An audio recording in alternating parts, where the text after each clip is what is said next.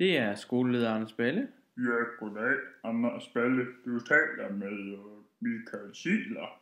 Jeg ringer på vegne af Arne for at sige, at lockouten den er afblæst, og han må jo gerne komme på arbejde igen. Godmorgen, Arne.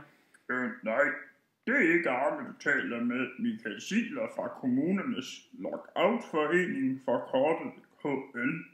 Arne, det hedder Kommunernes Landsforening.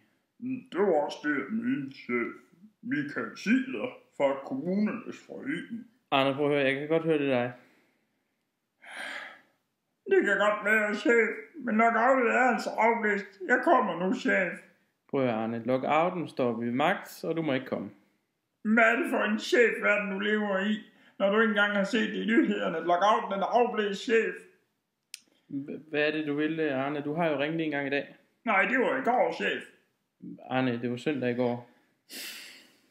Jeg blev nødt til at komme på arbejde i dag. Ved du hvorfor? Her i nat, chef. Der var en, der ringede til mig, chef. Okay, Arne, hvem var så det? Men først så kunne jeg ikke høre det. Det var bare sådan... Okay, ja, det lyder ikke for godt, Arne. Nej, det var det heller ikke. Ved du hvorfor? Ved du hvad det var, chef? Nej. Kan du huske den lille krævling, der står nede i biologi? Den, der står oppe på skabet? Ja, hvad med den, Arne? Det viser sig, at den chef, den kan ikke lide det mere. Den er ensom. Det er mørkt hele tiden. Og så sagde den også, at den savner eleverne. Og mig også, chef. Jeg bliver nødt til at komme op til den. Altså, jeg ved sgu snart ikke, hvad jeg skal stille op med dig, Arne. Altså, en grævling kan jo ikke ringe.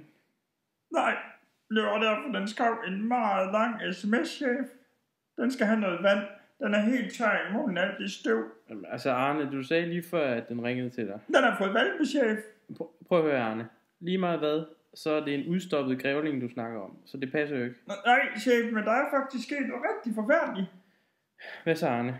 Det skal jeg sige dig, chef.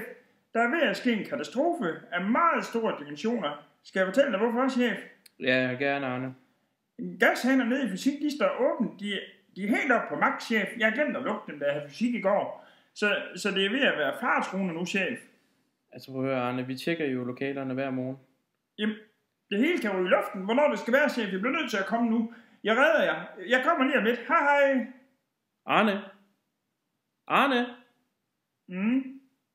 Arne, det går jo ikke, du kommer. Det er ulovligt. Okay, men jeg har faktisk heller ikke været helt ærlig over for dig, chef. Hvorfor så det, Arne? Jamen, jeg står faktisk nede på lærerværelset nu, chef. Arne, det må du ikke. Du må ikke vise dig her på skolen. Kaffen, den er så varm, chef. Prøv at høre, Arne, jeg kan se dig ned nu, og du er der ikke. Nej, chef. Jeg er ikke med. Jeg vil bare så gerne arbejde. Hvad kan vi gøre, chef? Synes du bare, at vi skal sige ja til KL, chef? Altså, jeg håber, jeg kommer frem til en eller anden form for aftale med KL. Jamen, de vil slet ikke snakke om noget, chef. Jeg savner sådan eleverne, chef. Jeg er bare på arbejde. Jeg kan ikke gøre noget. Så må du ringe videre til min chef. Har du også en chef? Hvem er det, chef? Jamen altså, det er jo kommunen, så prøv at ringe til chefforhandleren, Michael Ziegler. Tak, chef.